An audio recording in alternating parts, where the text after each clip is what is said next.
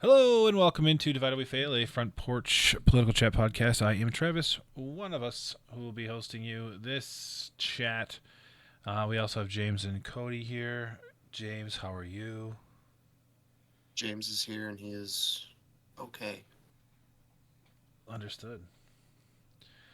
Uh, Cody, how are you? I'm all right. All right, a bunch of tepid moves from everybody today. Um, we're gonna talk. I guess we're gonna talk ice in high schools. There was a local event that struck close to home, and James requested that we chat about it this evening. A I don't think it was actually ICE. I think it just Border Patrol. I don't know, but Uh, um, no, I think in some aspect it was ICE that went to the farm in seconds, if that's what we're talking about. yeah, but I believe people went. I think there were officers that went into the school. None of it happened at school. No, it was at home. Oh, okay. Well, either way, Well, it was close. It was a home base, I think. there was a deportation that occurred just 15 miles outside our little town here, um, and we're going to talk about it. James, you were the one that was pushing for it, so I'll give you the floor to start. So, from everything I've read, which admittedly, there's not really tons of information coming out yet. Um, a where's my link? So, three students, I believe, I think it was like 8th, 10th, and 11th grade, Th- were caught up. 3, 10, and What's that? 11. Grades 3, 10, and 3, 11. 10, 11. 3, 10, 11, okay. Were caught up in a raid. Um, they went to a local farm. I think they said it was like 15 minutes down the road from the school or 15 miles or something. It's close by. And they were there to arrest a South African man charged with child pornography.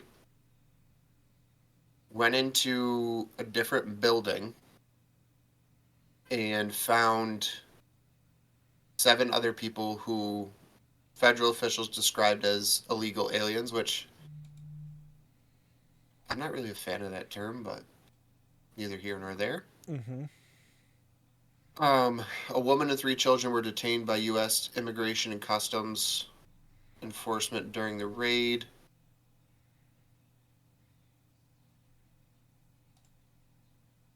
They're saying it was ICE, but I mean, technically, Yeah, I U.S. mean, Immigration and isn't Custom Enforcement. yeah? But Uh, when you read the other article, it says the Border Patrol out of Wellesley Island. So I don't know if they're confused as to who issued the order, but No, I think a actual like police entity somewhere has to process them, and it has to be Border Patrol because they are the yeah. ones who deal with immigration. So that just happened to be the closest Border Patrol office. okay. The mother and children have since been deported to Texas. Karnes County Detention Facility in Texas. I believe they're awaiting their deportation hearing.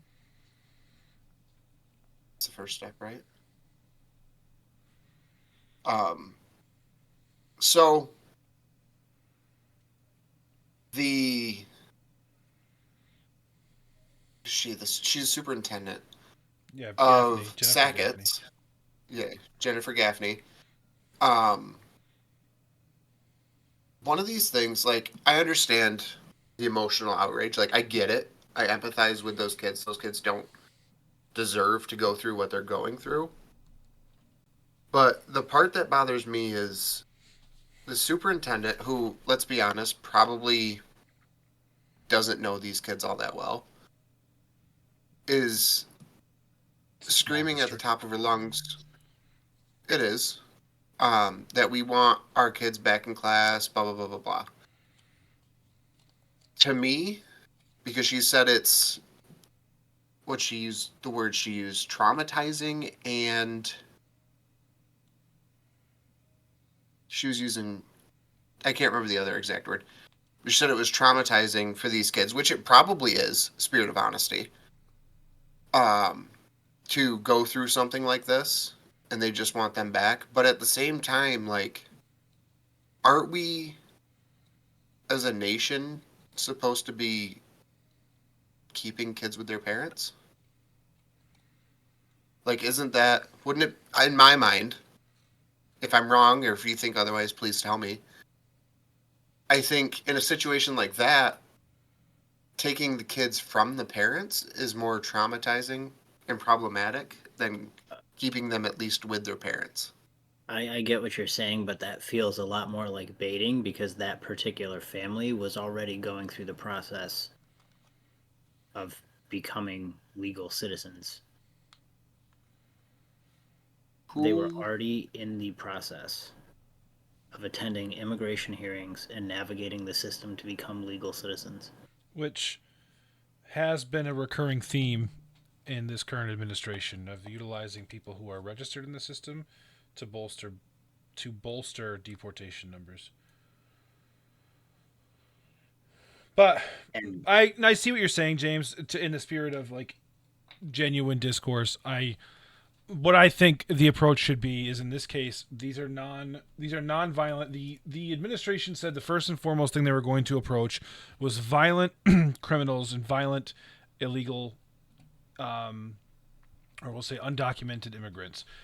If you are in a situation where you are not in a violent, you are non-violent undocumented immigrant, that is a situation where they could have done what they typically do, which is to take them to a local detention center, issue out a summons. They're already in the system, so they have to abide by that summons, and ICE knows that.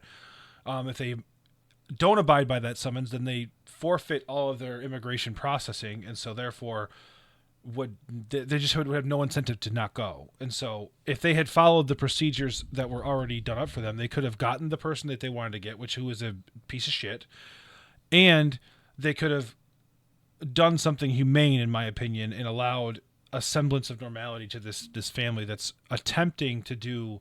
They didn't go about it, I guess, the right way in terms of like how we expect things to go about it, but they were at least attempting to right a wrong. If you view moving as a wrong, I mean, there's 1.5 million reasons why people become undocumented. You could overstay a visa. You could file paperwork the wrong way. Like this, the biggest issue I have is this notion that it's like a very black and white thing, and it's not. And I think that we could handle it better. I do support an initiative to like genuinely take a look at the immigration system we have, fix it, and make sure that people who are pieces of shit aren't coming in. But I think this like really rough-handed kind of you're either them or you're us kind of situation that we're dealing with leads to a situation like we just had, where not only are you completely like uprooting a family, you're also affecting a very small community, and it makes everybody around them feel scared. And now, especially in our area, dude, dairy labor, it's gonna plummet. So the biggest issue I have right now is they've gone to they went to the Customs and Border Protection on Wellesley Island, and then were shipped to Texas. Yeah. If they were truly going through this process, which no officials have stated, just in my, no one has stated this other than it was the New York Immigration Coalition. Yeah, but who stated that. Nobody from ICE has stated anything in regards to various deportations that they've made about people's efforts to become citizens or extend green cards. So why would they make a statement here?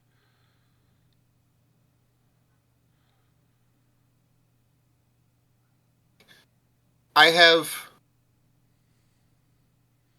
so many questions about, one, if that was the case, after they went to Wellesley Island, why were they not let go?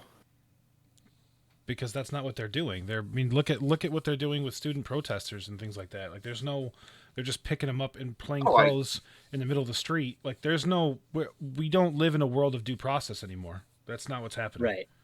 People are having their right to due process stripped from them. Like the Columbia student who had a visa, who's now in a detention center somewhere, And just because he went to a protest. exactly.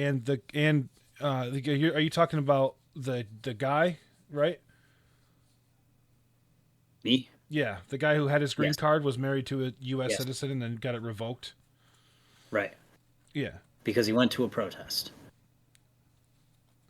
Or the Tufts student who basically self-deported because they pulled up to her on the side of the road in Boston, threw her into a van.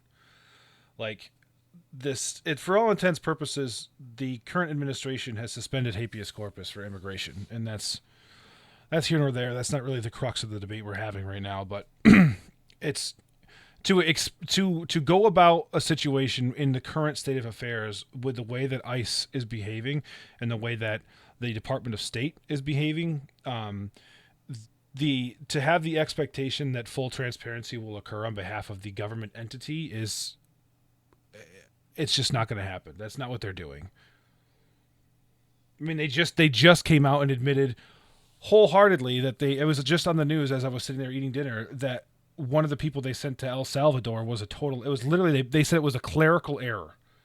So that just shows you how heavy-handed and how nonchalant they don't care. If you just seem like you fit the bill, it doesn't matter what you're doing or how you're doing it. They're gonna do what they got to do, and they'll kick you out first and ask questions later. Right. I mean, they're deporting Native Americans because they can't tell that they're not Hispanic. And they're not asking questions. And there are Native American tribes that basically are given carte blanche as independent while being united. Like, it's Cody, you remember the situation with like the 2010 World Lacrosse Games, England didn't allow the Haudenosaunee, right? The Haudenosaunee Nation to participate because they didn't show up with American passports. They showed up with their own passport. Right. And so I'm just saying, and my main argument here is that there's a better way to go about this. I'm not saying, like, I don't want people to be like, I'm without a doubt, like, we shouldn't be enforcing immigration laws. We should be enforcing immigration laws, but there are humane ways to go about it, and there are inhumane ways to go about it. And I think this falls into the category of an inhumane way to go about it. Right. I mean, I also think the immigration system in our country is inherently flawed in that I've known people who have been married for 4 years and been working and paying taxes for all of those 4 years living in the United States, and they've been married to an American citizen but still don't have any citizenship of their own and are still actively going through the process. Yeah, it takes years. Sometimes decades. Right. Like John Oliver, who is a pretty well-known guy, came over to work on the Daily Show in the early 2000s, and he now has his own show, and he celebrated his citizenship on that show, which happened 16 years after he started at the Daily Show. Process. So, yeah. I mean, that just goes to show it's not. People think it's like really easy. People think it's like you walk in, you say, "Hey, I would like to apply for a visa. I want to live here," and blah blah blah, and then like in like 3 to 5 years, like you just boom, you get what you. That's not the way it works. But it's here nor there. I mean, we all agree that the immigration system needs reform. Well, I think the other part of this particular argument, right, there is literally a quote in the MSN article that when ICE was executing the arrest on the farm, they also entered a different home on the property without a judicial warrant and detained the mother and 3 children illegally. Ooh. Because they didn't have a warrant to enter that home. That is actually not illegal. But they did. There is. Please explain to me how it's not illegal because they didn't have a warrant. You don't need a warrant when it comes to when you're in 100 miles of a border, you don't need. The court's already decided you don't need one But when it comes to immigration issues. So we could argue that that's flawed, but is actually legal for them to have. that doesn't apply to homes. Does It does not. there's no Within 100 air miles of a U.S. border, Customs and Border Protection agents, including Border Patrol and ICE, have broad authority to stop and search vehicles and vessels. Oh no, never mind. I stand corrected. Or even enter private property. Wait, excluding dwellings without a warrant. So if it's a home, you cannot. You can enter businesses, but you can't enter homes. Right. You can enter commercial buildings, but not residential buildings. Right, because if they were able to enter homes without a warrant, that's a violation of the Fourth Amendment.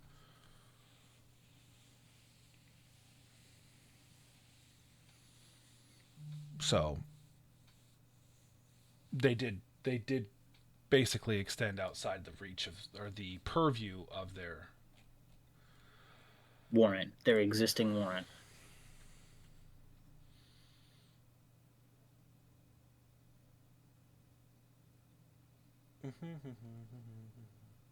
I'm trying to find the article I was reading earlier. Yeah. Keep talking. Oh, it's all good. I'm just reading up on this exception to make sure I understand it. Yeah, It says the federal. It's not. It says the doctrine is not regarded as an exception to the Fourth Amendment, but rather to its requirement for a warrant for probable cause. Federal law allows certain federal agents to conduct search procedures within 100 miles of the border into the interior of the United States.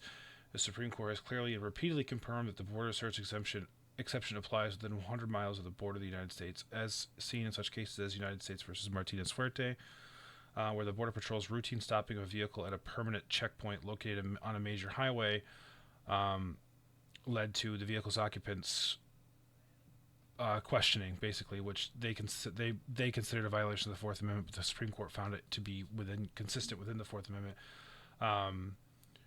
However, searching of automobiles without a warrant by roving patrols have been deemed unconstitutional. So that's like saying the Border Patrol can do it, but the state police cannot.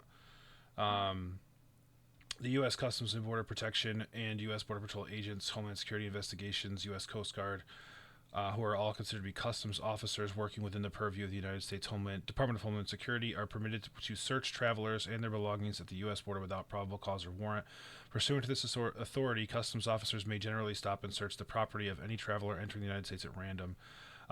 Property searches. Border Patrol agents are authorized to search all travelers' closed containers without any level of suspicion.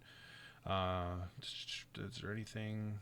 Living contraband, search the travelers' bodies. Searching of travelers' bodies. They should word that differently. I know what that means, but it seems like they're gonna make you get naked and squat down. That feels perverse. Right, because the other part of this to keep in mind, right? Like within 100 miles of a border.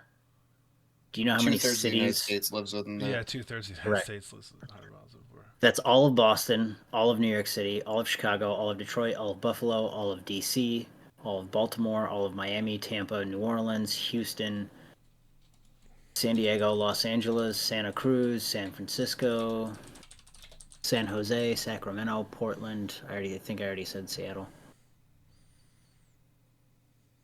Right. Those are some of the largest cities in the country. Yeah, according to, and granted, this is the ACLU, and they have a bias, but it says the federal government does have distinct authority to conduct certain warrantless stops within 100 miles of a U.S. border. However, Border Patrol agents and those under the purview of the Department of Homeland Security cannot enter a home without a warrant, even within that 100-mile zone. Right. The Fourth Amendment protects against unreasonable searches and seizures, and this protection applies within the 100-mile zone, meaning that Border Patrol agents cannot enter a private dwelling without a warrant. Exceptions to the warrant requirement. There are exceptions to the warrant requirement, such as when there is probable cause or exigent circumstances, but these exceptions do not allow for warrantless entry into a home simply because it is within a 100-mile zone. So the only exception I could see is maybe they consider the entire property to be, especially if it was like those homes that are all on a farm. You know what I'm saying, James? That's that's what I'm thinking. Yeah. Is Because if that be the case, then they it's would be within their rights. I can't find this damn article. All I keep getting is the ACLU, and it keeps telling me not to talk to police. I don't know. Literally, like it's just I like would just remember you have the right to remain silent, and I'm like you're not helping here. I would imagine if that's probably what the state would argue or the government would argue is that they were raiding the dairy farm and the dwelling within the dairy farm was within the purview of their warrant. Depends on the wording of the warrant, if I'm being honest. No, it does, but I'm just saying that's going to be their argument. That's one of those things that you have to Right. argue out. You have to argue that in court. Like, and as we've all learned over the past decade, police don't have to know the letter of the law. They just need to execute. They're very like law enforcement is very much we enforce the law and you work it out in the courts. It's not our problem. Right. But you Yeah, also think I it mean, would be important to know the letter of the law if you're enforcing it. I think it's one of those things where they view it as I don't want to say too complicated, but like to be a patrolman and to know every little letter of the law would be exhausting. I know that in like I think it's in Norway you have to have a criminal justice bachelor's to even be a cop. But here, I believe now James would know better than me because he did criminal justice for a little bit. I think you have to. I think it's only a detective to be a detective. You have to have a degree, or am I wrong there too? He just left, so I couldn't tell you. Oh, I didn't know that. Okay, he's back. He's back. James. sorry, my computer just did a thing. It's okay. I was asking. I was saying. I was talking about how in one of the Nordic nations you have to have a bachelor's degree to be a law enforcement officer, and I was asking you if it is a requirement to be a detective in New York State. I can't remember. I thought there was a certain thing in law enforcement you had to have a degree in to be able to get to attain. I don't believe. I don't believe it's detective because I think you can work your way up from street cop to detective. Okay. Yeah, it's just mainly Double checking. curious. Only Yeah. in New York City, you need 60 college credits with an average 2.0 GPA to become a detective, but Okay. only for the NYPD, not the whole of the state. Right. Um, Oh, okay. So So no, must have at least 10 years of prior law enforcement experience, 5 of which must have been in investigative capacity. gotcha. Finland, Norway, England, and Wales require a bachelor's degree um, from a law enforcement university in order to be an officer of the law. And now I'm not saying I understand like law like we've all read laws. It's brutal. Mhm. I think we could reach a happy medium between knowing and executing to the letter of the law and having a deeper level of knowledge than like surface level. Yeah. I mean, well, here's the thing, too. When you look at they they don't do the specific charges, Right.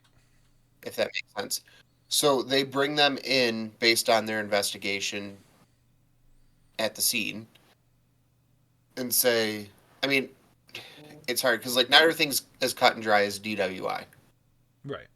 But even then, they bring them in for DWI, and then the district attorneys decide what to charge them with. Um, I don't think. I think you have to have like a basic knowledge of law, if that makes sense, Mm-hmm. but nothing deeper than that. Right. Which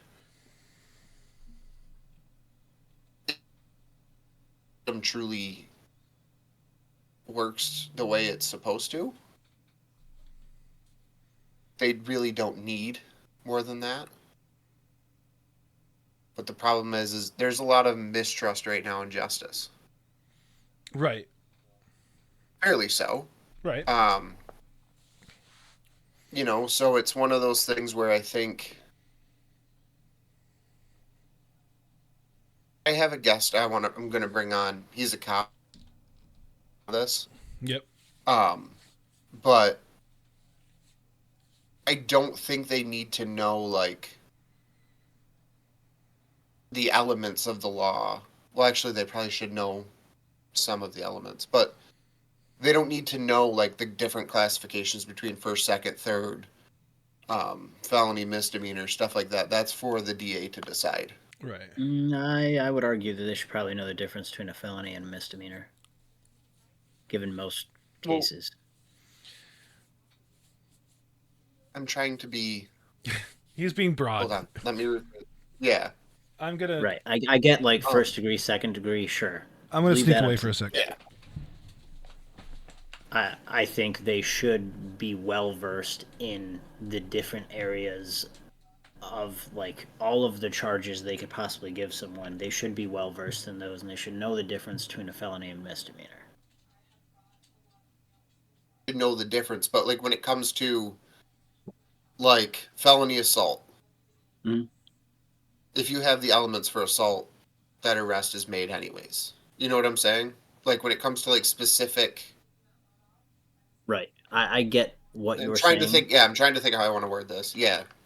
I think I think my stance on this particular aspect, right, like it feels like a disservice to give someone that level of power and not have them be well prepared going into it. Like, I feel like it is important if you are going to be a police officer in any capacity, whether it be a city, town, fucking village, state trooper, county sheriff, whatever. But I think it is there's important if that you you know want the to. law and are educated on a variety of other things. Like I kind of agree with the Nordic states that require a bachelor's in criminal justice because I think right that gives this opportunity to really educate the individual taking that job to a So degree where there's they're some. better at diffusing situations. Sorry, I don't mean to keep cutting you off. No, you're good. There's some states that actually have a program through local colleges where you go Yeah. and you get a certificate. It's not quite a bachelor's, Yeah, OCC and JCC um, both have it. where you can do that instead of the academy. So now you get the certificate. It's not in criminal justice, it's literally in policing. And then when you apply to jobs, you now have this certificate, and you have to pass their tests, obviously. And now you can become a cop legally, if that makes sense. So I think that route is actually more beneficial because if you look at some of these academies, like, yeah, a cop is a physical job, they need to be physically fit. Mhm. But I think and I didn't hear anything some of you the just other said. You things. cut out. Jesus. So classroom time and Mhm. other things like that where you're doing like hands-on training, like they have like those shooter screens and all that stuff where like you Sure, walk and through like an active hand-to-hand situation. combat. Yeah. Yeah. Having instead of going to an academy for what is it, 8 weeks, you go through this course, say it's a year. You're getting the knowledge you need. So when you decide to be a cop and get into the field, you have more of the knowledge part of it. You're more aware of your job. It's not just, oh, I'm physical. I know how to do hand to hand combat and run 2 miles in the morning. You know what I'm saying? Mm-hmm. Yep.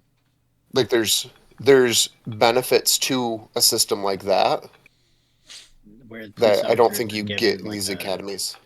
a well-rounded education. Yeah, I don't disagree with that at all.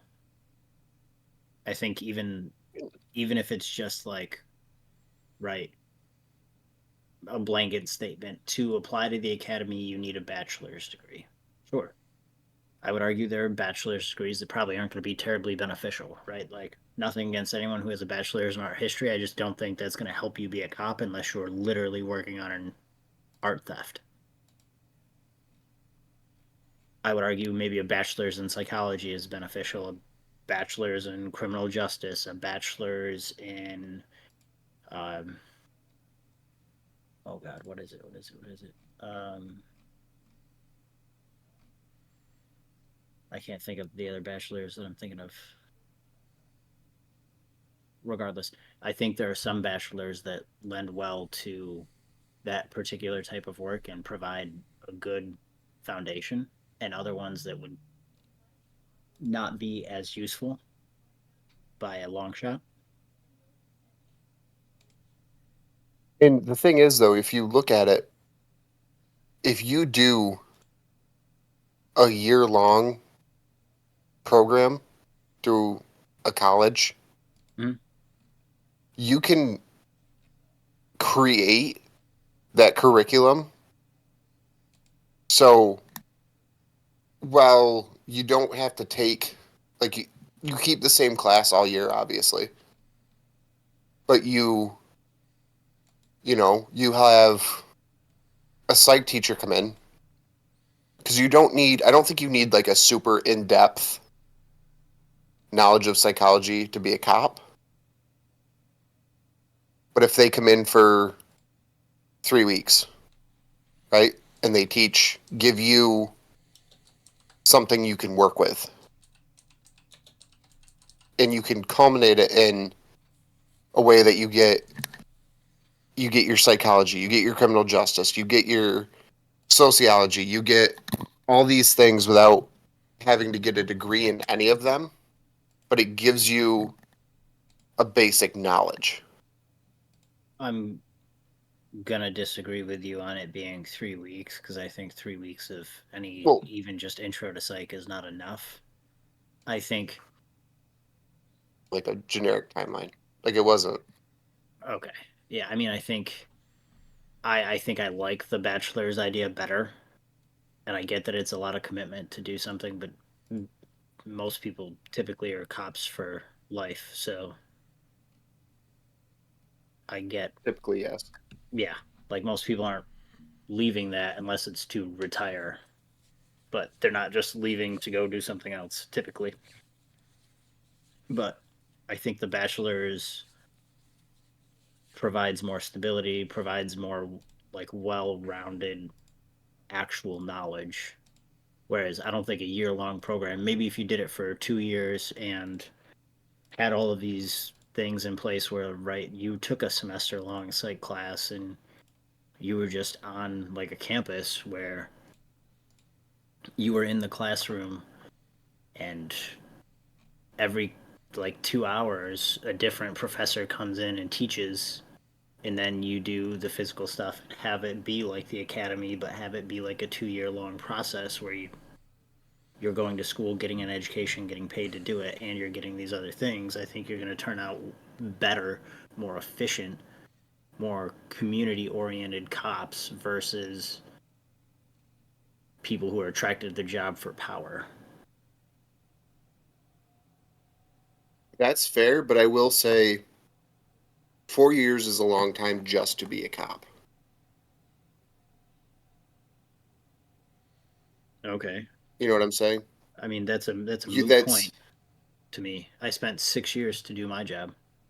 Travis's wife spent 6 years to do her job, and she's a teacher, and they make about the same amount of money, have the same benefits. I agree to I see what you're saying. It depends on if you set it for a detective, sure. Cybersecurity, sure.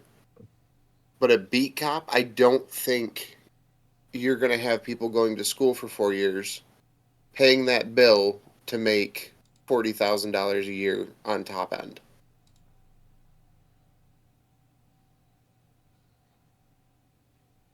If that makes sense. I mean, I mean, I get what you're saying, but I teachers do the same understand. exact thing for a master's degree to make roughly the same amount of money. We're talking top end, though. But not top end. Maybe top end to be a small city cop, sure. Have an accelerated program that's 2 years. Sure. By all means. And I'm also, when I'm talking about classes, I'm not talking, oh, you have class from 9 to 11 and then 1 to 3 and you're done. I'm talking 8 hours a day. Oh, I'm that's what I'm talking talking about too. full. I never said it had to be the full 4 years. I'm saying like you're just in one classroom and teachers alternate. So you're not moving classrooms, but teachers are changing classrooms, right? So they're coming in and maybe from 8 a.m. to 10 a.m. is psych class. From 10 to noon is, or 10:15 to 12:15 is criminology class. 12:15 to 1 o'clock is lunch. 1:15 to 3:15 is another class, like 2 hour chunks. Then it doesn't have to be a 4 year long program. Then it gets to be a 18-month program or a 2 year long program.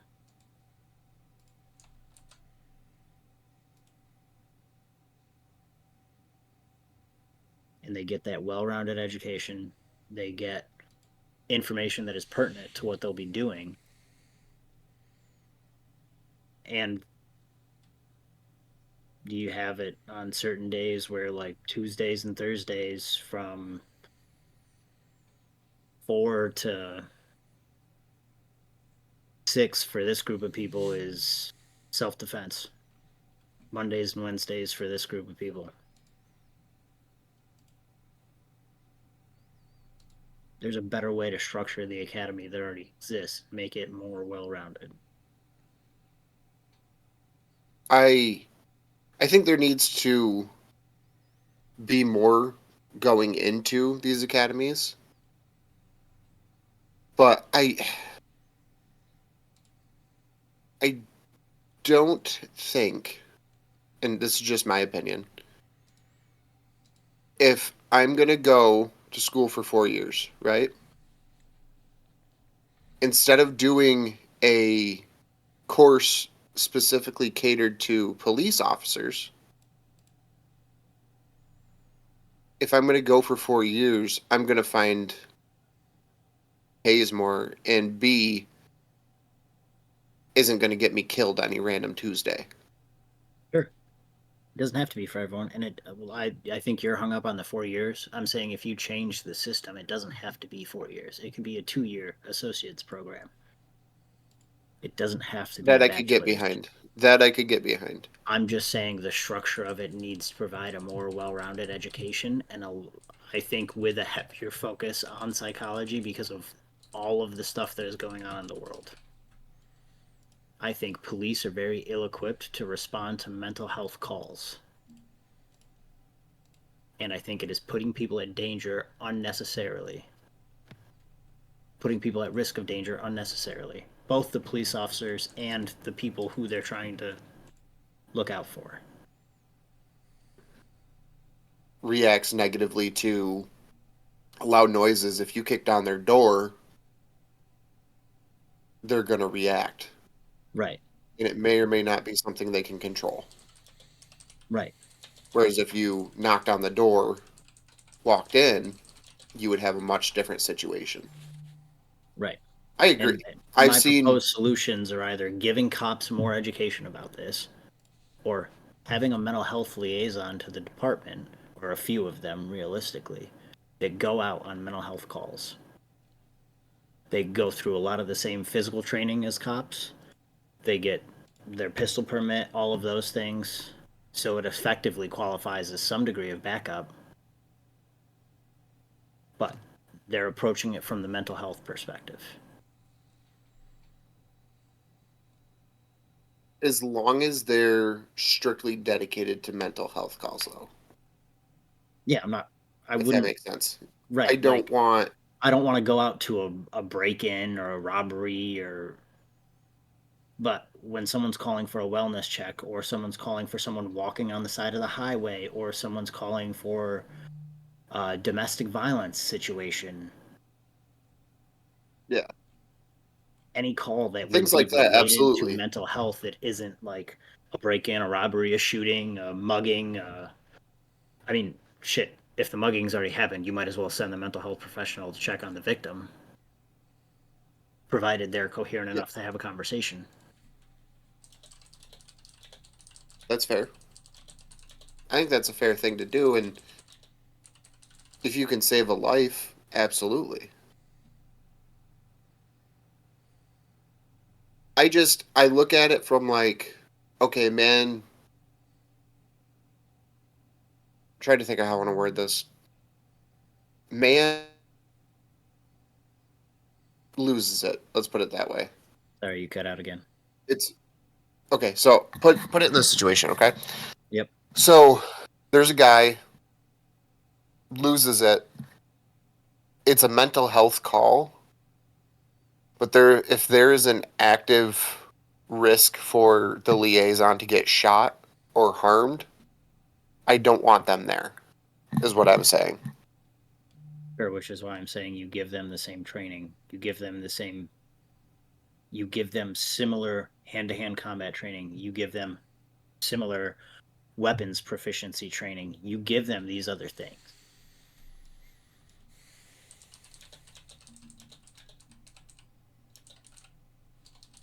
I'm not saying they Extra, have to get out of the car, but I'm saying you give them these extra things so that they can be more useful. yeah. I just don't want to see a situation where one of these liaison goes in and gets killed. Right, You know what I'm but saying? the 'Cause- people like I hear what you're saying. I think my argument for that is anyone who's going to do this, I think already knows the risk involved. I don't think anyone with like a master's degree who has the training to deal with crisis intervention or other mental health related things isn't inherently aware of the risk in the same way that cops are at risk every day. yeah, So I get your concern there, but I think anyone who's going to sign up to do that is going to be fully aware of the risks. Because I'll be honest, I can't imagine most of my colleagues signing up to do anything of the sort. I think I would be the most inclined out of everyone in my office and every one of my friends who are therapists. I'm almost thinking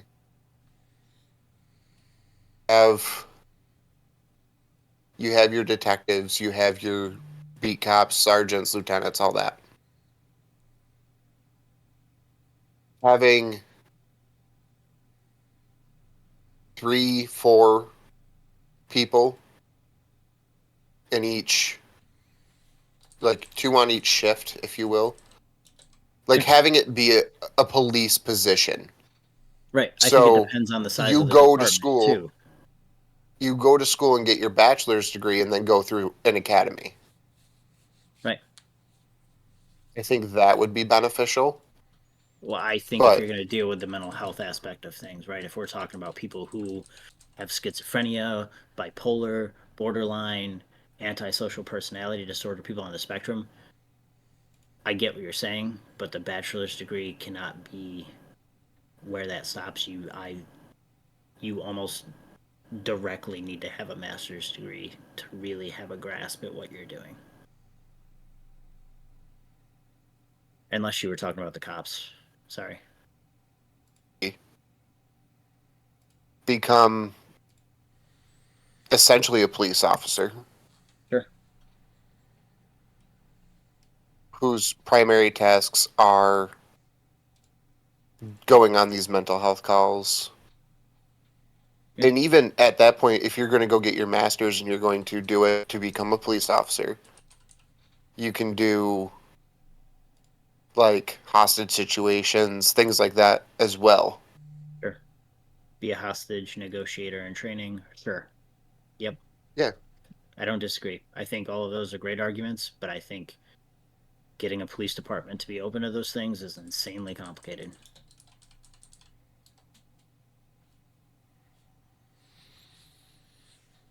Yeah. Because personally, I I love mean, that job. Don't tell my wife. I would love that job. But you would also have to pay accordingly too. Yeah, I mean, I would have to get paid. Like, I would be willing to take a pay cut, but not a drastically significant one. yeah. So you would honestly, you'd probably be better off having Sorry, you cut out again. state run, like a state trooper type job. Yeah, but even like a county job around here starts at like 60. I would just want to make like 75 just to be paid in accordance with my master's degree and be taking on extra risk on top of it. You say locally your sheriff's office starts at 60,000? I think so. Our local one is our local county is under 18 an hour. Oh no, so the starting salary is 38 to 42. Um but some of them make 60 or more. Yeah, The depending on where you're average, at. yeah. So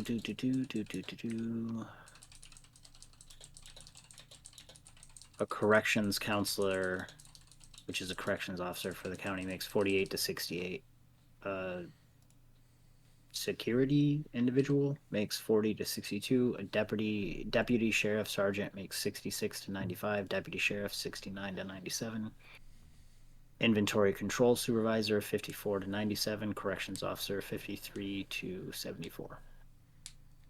So when I think with that job, right, not only would you be responsible for going on the mental health calls, you would also be part of the team assessing incoming officers, reviewing officers for return to duty after traumatic events. You would be involved in all of those things, provided you weren't also in the traumatic event yourself. Yeah, but I feel like if you're doing a mental health call, a lot of times that ends traumatically. Sometimes, You know what I'm yes, but saying? ideally, the point of implementing this particular position is to reduce Would be to the prevent amount of that. trauma experienced by everyone involved in those situations.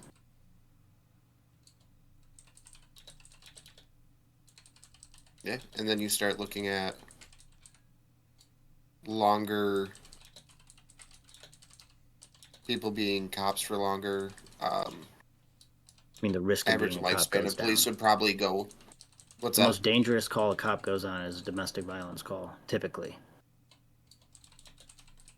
And you look at officers not offing themselves, to put it in a Not way. ending their lives, yes. Yeah, due to trauma. I mean, there's a lot of benefits. Yeah, it's I just agree. I actually expensive agree startup. wholeheartedly with that. It's Yeah. expensive startup Well, because you that have to and pay that person more and you have to train them on hand-to-hand combat weapons, things of that nature.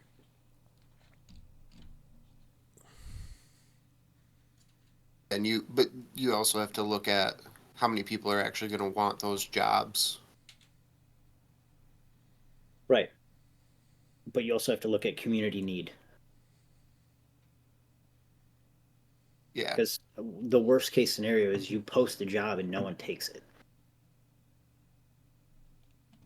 Which, like I said before, of all of the people I know who are therapists, I don't know that any of them would be chomping at the bit to take that job. I would be genuinely interested Yeah. in those jobs because I think those jobs are vital to protecting the community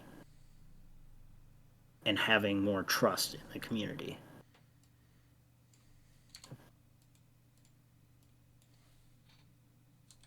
I agree. It's Don't just I literally do not tell my wife, but I would be willing to consider taking that job, especially if it paid close to what I was making now. yeah. I mean, that would be it'd be a great thing. I'm wondering how many people would actually be able to, how effectively they would be able to fill those jobs. It would take time. But It would take time because you'd have to pre-incentivize people.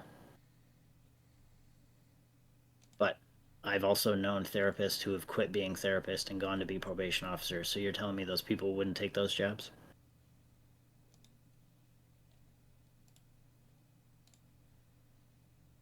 He do be making points, brother.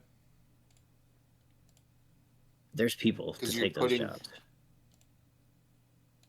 I just feel like, I mean, I get the jump to probation officer, but even as a PO, you're not putting yourself in that danger, if that makes sense. I mean, you're maybe not to the same extent. I get what argument you're trying to make, but I know that this person jumped to probation officer just because they were going to get paid more than they were as a therapist, and they were going to get the benefits. Yeah.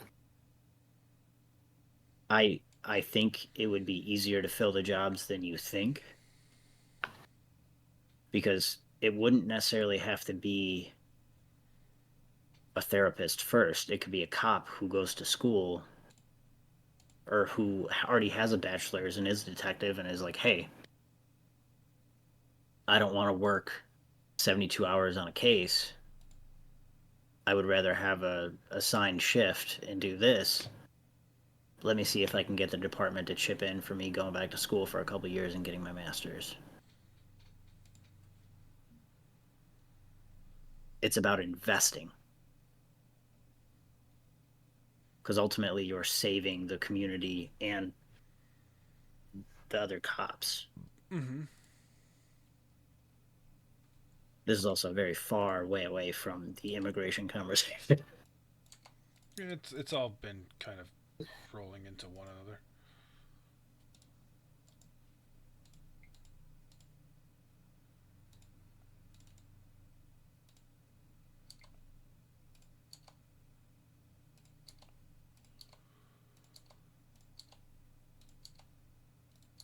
Did we lose everybody? I'm still here. No, I'm still here. I literally was just saying, I was like, my shit stopped working again. Okay. No, I think it all ties together. I know that you were like got off on the thing, but we talked about like how basically just the humanization of every aspect of the criminal justice system, and it implies because of the what feels like the dehumanization of immigrants because of the suspension of habeas corpus, and they enacted March 15th. Trump enacted the what the fuck is it? Alien Foreign Agents Act, whatever the thing from World War II, where we like yes. So anybody, it doesn't matter if you're not a naturalized U.S. citizen. You like it's a suspension of all of like your due process. So like that's why people with green cards and stuff are getting sent to El Salvador. Right, but that you're just dehumanizing people in their effort to make a better life for themselves or their kids. Because a majority of these people probably aren't criminals, other than the crime of existing in a country without citizenship. Right. Like, these 3 kids, other than maybe stealing a pack of gum, probably didn't do shit. I would agree. They probably have lived much tamer lives than we did. Sure, because everyone has a camera now.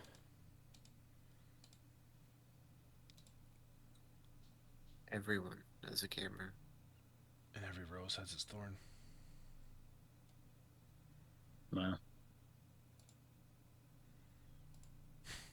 I'm sorry. Can we do away with the term alien? I would like that. That would be nice. Undocumented immigrant. Just go with that. Yeah. I was gonna say, an immigrant is fine. That right. Like, just the word alien. Like, It's illegal immigrant, undocumented immigrant, whatever you want to call it, whatever. it's dehumanizing. Yeah. It's set Yeah. up that way on purpose. Right. It's made to make them seem like they're illegal aliens. They're lesser than. Right. It's the we versus them mentality. When in reality, we're all just trying to figure shit out and get along. Everything I read. Yeah. It's just been bugging me every time I read this stuff. I'm like, what? Especially with the drones over New Jersey. They said aliens exist. Like, can we leave that outer space aliens? Like, just leave it at that. Yeah. You should put in a petition. I ain't got time for a petition, man. Nobody gonna read it anyways. That's probably true. I am gonna petition to make opening day for baseball a national holiday, but Good luck. so if you guys want to sign that, that'd be great. I mean, I honestly don't care about baseball, but sure. Cody, you don't need to care about baseball. Do you care about my happiness? I mean, I want another paid day off, if I'm being honest. Do you care about Not my that happiness? My job respects it. A little bit, yeah. So shut up and sign the petition, Cody. God. He said, "Shut up and sign the petition, Cody." That's stupid. That's right, man. Climb to Candy Mountain, Charlie. All right. Gotta put that on a t-shirt. I think we've successfully circled the wagons on this topic. It turned into a law enforcement topic, but that's okay. I think we had a very, I don't want to say it was not contentious, but it was definitely a both sides of the spectrum conversation. I appreciate both of you. Would you like to say anything before I sign us off for the night? No, I think I'm good. I'm all set. All right, then. We'll see you next time for, I believe, guns. I think we're going to talk guns. So be sure to follow for that, because it'll be a fun conversation. Good night, friends.